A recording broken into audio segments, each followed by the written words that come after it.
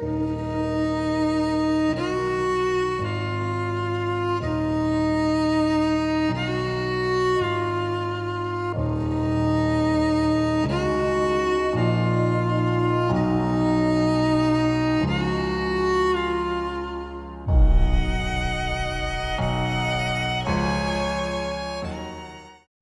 guys, welcome back to another impromptu 3 Amigos episode.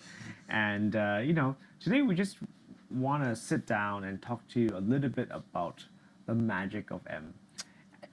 Yeah, so the reason why we're talking about the magic of M is because no matter how much we brag about how great the M camera system is, Junio just doesn't understand what the magic is.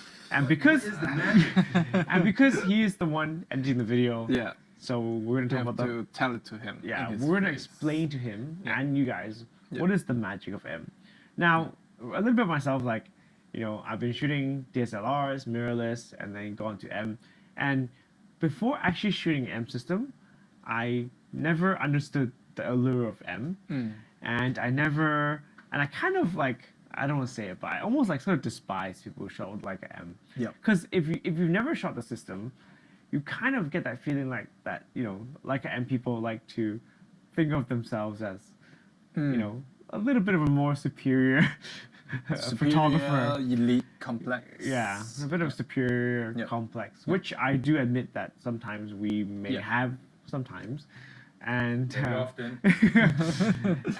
But to be fair, having shot Leica M for 3-4 years and yourself for 2-3 years, I think I can sort of start to begin to understand like why people are so crazy about the M system. So what's your story and what's your take on it? I mean, they all take pictures. But I think I got into the M system mainly because of the lens. To be honest, I wasn't too fond of the M cameras. I prefer the SL2S. Okay. And I still do in a way because it just takes pictures, right? But I mean, I do have more and more M cameras. I find myself buying more. As a disclaimer, when Keedon got into when Keedon got into photography, he was like, I would never buy an M camera. Yes, I could say that. And fast forward a year, he has more M cameras than I do. Yes, so, I do. So what's the allure? Share your story. I think one of the thing is, if once you have one M lens or one M camera, you kind of like it so much that you would like to explore other things. And despite there are so many versions, I think each M model gives you something that is unique, and you always can find an excuse or reason to get the next M camera in the lineup, right? And as you accumulate, you would then think, well, I do have M cameras. Why don't I just get more M lenses? And then the collection grows. I mean, I do have to say that having shot multiple systems, like the size and the portability, the build quality, and the image sharpness and the unique character of the M is definitely quite unique, right? Okay, you have to admit, like, nowadays, like a lot of manufacturers out there are producing, tons of cameras, tons of lenses, and it's always like faster autofocus, faster, whatever, and better sharpness, better contrast, and less chromatic aberrations. But it's like, I think camera lenses are so advanced that in the past 5-10 years, it's actually so hard to see the minute differences between these sort of lenses, as per se. And well, you in the past you could tell which lens or camera it was taken from. Right. But now it's very hard, especially with all the Lightroom editing, and people shoot raw, and they can even make the photo look like a Leica photo. If you push the right way. Right? So, but I think it's just like everything is nowadays is just too clinical and too sharp. And but how does it relate to M cameras? You're talking about M lenses. So the appeal for me, the appeal for me is, if you've seen the videos, I have a huge allure for vintage Leica M lenses. So 50, collapsible, radioactive, Noctilux, everything. Anything that has a vintage feel.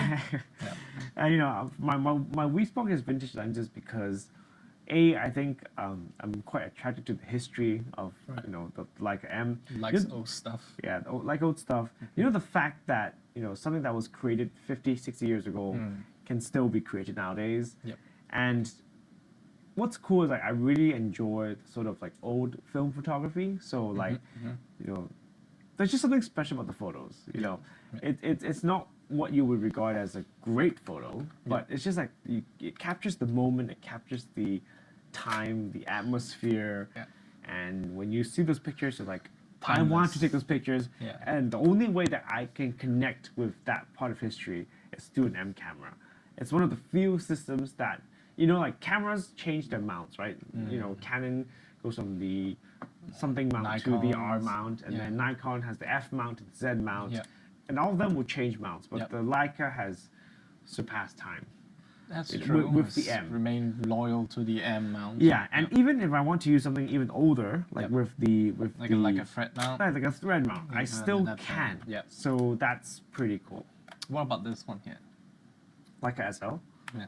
What about the R lens? Well, you went into the R lenses, right?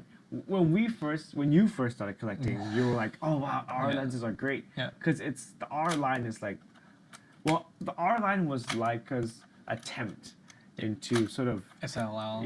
It was sort of getting into competing with because everyone was doing SLRs at the time. Yeah. So, and it created a sort of like second line or like very much like the SL. Like what you would describe to me as the bastard child of M, right? Yeah. But at the same time, very superior optics, superior build quality at a fraction of the price. Now. Yeah. Yeah. So what do you think? I mean, like it does carry the magic of Leica in a way because the build quality, everything, it's done in the DNA of. Yeah, I mean, even if we to compare like. What is this? Yeah. If we compare, get it out of the way. Where did you find this? Sorry. What is this? What does it say? So even to compare like the a very respectable Canon f1, but you see the shutter, the build quality. It's just a little bit different. I mean, this is great if you didn't have that to compare to, right? It's like if you drove a Honda, it's a great car, but if you drove a Ferrari the next day, you have a Honda. Ferrari is the Canon, by the way. You would focus on the rangefinder. Cover the mic. Focus on the SLR, no. Yeah. So you would feel that, that this is a great camera, but when you put next to the Leica Flex, it just feels that much better. But I mean, like, okay, let's just look at how big this thing is, right? And I love R lenses because it just have a nice vintage feel, but not too vintage for videos. Yeah. And you can do close focus distance up to 0.3 meters. Yeah. I mean the M's you can't. It's the latest physically FLE is 0.4. Yeah, but remember, M lenses physically, because of the coupling, cannot focus before 0.7 meters. Yeah. So, to use that on film or on digital, you must have the VisoFlex or live view. You can't even use it on film. Yeah, you can't use it on film. So, except the dual range, the kind of 0.4. Okay? But generally speaking, Leica M lenses are limited at 0.7 meters. So that's sort of a physical limitation. But hey, you know what? Limitation ignites creativity. I mean, that's what M cameras, where's the magic? If you look at spec-wise, it doesn't make sense. So far, we have talked about lots of stuff, but let's say spec-wise, definitely not the answer. I mean, 16 megapixels tri-sensor, I mean, other camera brands have been doing that forever. Okay, already. Exactly. So film and digital and spec-wise out of the way. Lenses, vintage stuff. Okay, fine. Not the best in terms of MTLs. Yeah. So where's the magic? Where is the damn magic? Where is the magic? You first. They don't know. They don't know. Where's the magic? You first. Oh, me first? Yeah. They don't know. Look, I think the magic for me, it's how you can hold something that is unique in terms of aesthetics. That is true. I mean, I'm not talking about photography here. Okay. If you just hold an M camera, people will recognize it. And they don't recognize it because of the red dot. Yeah. It's the shape, right? Yeah, it's the shape. Yeah. And they could somehow recognize this is Leica. Yeah. Like, I hate to say it, but it's like, if someone drove a car that looks like a Ferrari, they will say, "Oh, is that a Ferrari?" And I Yeah. think Leica sort of has, like, if you had a Yeah. like an old Fujifilm or whatever, like, and it looks like a Leica, they will say, "Oh, is that a Leica?" Like, Yeah. it sort of Yeah. has that appeal to it. And because you know it has been consistent, the Yeah. M body has Yeah. been the same since the Yeah. M3. It's like Porsche 911. Yeah. It looks the same all these years, Yeah. right? And you know when you have something like this, I don't know about the photos, but you just feel like you know Yeah. you have a really nice instrument in your hand, Yeah.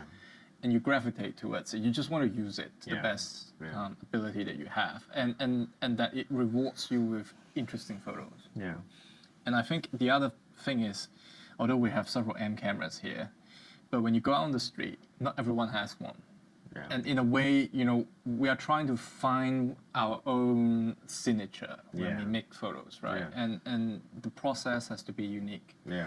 And it all starts with what equipment you have, Yeah. I guess. Yeah. But of course, like, you can make pictures with this still. Yeah. I mean, I And- guess and I guess you- you can call the pictures. You can still make great pictures, Yeah. great pictures with this. Yeah. But which will you choose? Yeah. Canon. Canon. No, I think like I think for me it's like it's a mix of a lot of factors put together. I think one obviously like you're just we always talk about creating great photos, and and we've said many times Leica doesn't create better photos, but Yes, it does. yes it does, yes it does. But He the said it. He said it. It's recorded. but the Leica, like I always say, like capturing the experience of taking the photo is always as great, or if not better, More than important, than it's the always actual more photo. important than Yeah. the photo itself. Yeah. So just the overall experience of using the Leica M does make you remember that moment a lot.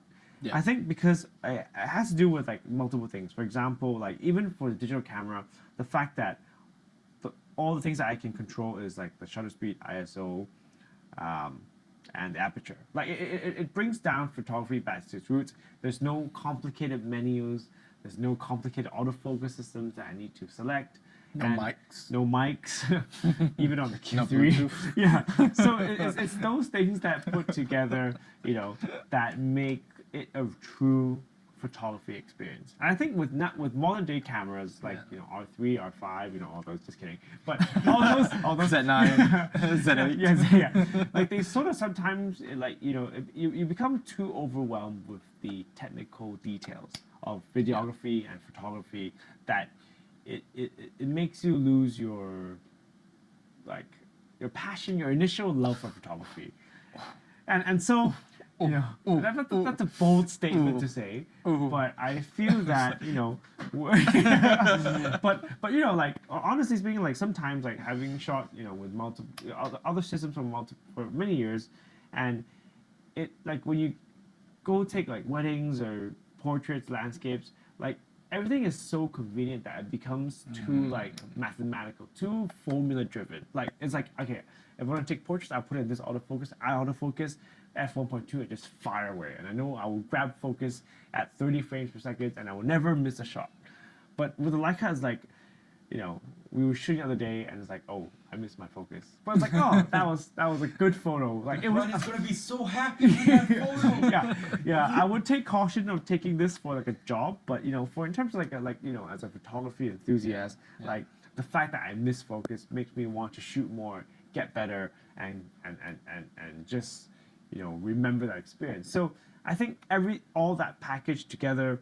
Not needed to say, okay, things like, we talk about the appeal, the history, the fact that Leica invented 35mm film, and then you have things like, I think one thing is definitely resellability, investment. That's definitely something to consider as well. Just all those things put together does make Leica a very good package. And to be fair, I think most people who shoot Leica may have more than one system. Like if you're shooting professionally, or I think you definitely have more than one system, and that's fine. But in terms of like as a personal project to embrace the sort of experience, I think Leica M is basically hard to beat. Nice. Yeah. So that's our thoughts. That's your magic on M. Yeah, that's my magic. That's your magic Your on magic, M. yeah. And anything else you want to add? I don't know. What else should we talk about the M's? Yeah, I think we come. If you're watching this, you probably have one of this anyway. So you know, I find a lot of our viewers do own the stuff we talk about, and you know, you just want to listen to someone who share your thoughts. Yeah. If you don't have a Leica and you're thinking about getting into the Leica system, I mean, the only thing I would say is when you buy an M camera, you can sell it without losing too much money. Yeah. So the thing is like, you can buy and sell it, and I mean that's the only thing special in terms of objectivity, right? Yeah. If you talk about the M cameras, you buy it at a certain price, you sell it, you're not going to lose money. Yeah. Like I think like and I would say that like at certain like a lot of these sort of digital cameras, even film cameras have reached, especially digital cameras, like they've reached a certain plateau where they're not going to drop below that price anymore. For M's. Yeah, for M's. Even especially. digital, if you buy second hand. Yeah. So you know, like if you're on the fence, obviously it's a big chunk of money, but if you're on the fence, just buy it, try it for a couple months. If you don't like it, like you can sell it. Like you at most you might lose a couple $100 US. There will at always most, be someone lining up but for it. Yeah, because there are people who are like us who are like, oh, I want to. I mean, look at it. I mean, it's great, right? Yeah. What's so bad about this? Yeah. Junio, what's so bad about that? Aesthetics looks beautiful. There you go. That's all you need. Yeah. It doesn't matter if you can't take pictures. Yeah. One. Look, it's a great paperweight. Yeah. It's a great. Look. I think the Canon is look heavier though. Yeah. It's better for more weight. This one? Yeah. Nah. This is dead weight. There's a bit of plastic in it, yeah. So, yeah. Anyway, we hope you guys have enjoyed that episode. Magic of M. The magic of M. Magic of M. Again, you don't understand. You know what is the real magic of M? What? Your money disappears. Abracadabra. Where's my wallet? That's the magic of M. That's the magic of M. Your bank account always just like, wow. Ring in and always gone. Yeah. The magic of M. Don't you agree? I agree. Yeah, Canon guy agrees. Finally. The only thing that the Canon guy agrees on. Magic of M. Yeah. So anyway, all jokes aside, this was just a discussion on the magic of M, and we hope you guys enjoyed this episode. If you want to see more of these sort of just like more casual sit down episodes, do let us know, or let us know what content that you guys are interested in sort of looking at. Then we'll try our best to sort of do that. And don't forget to comment, like, and subscribe. Your subscription means that we can continue to produce more videos, and it means a lot to us. And so until next time, stay tuned.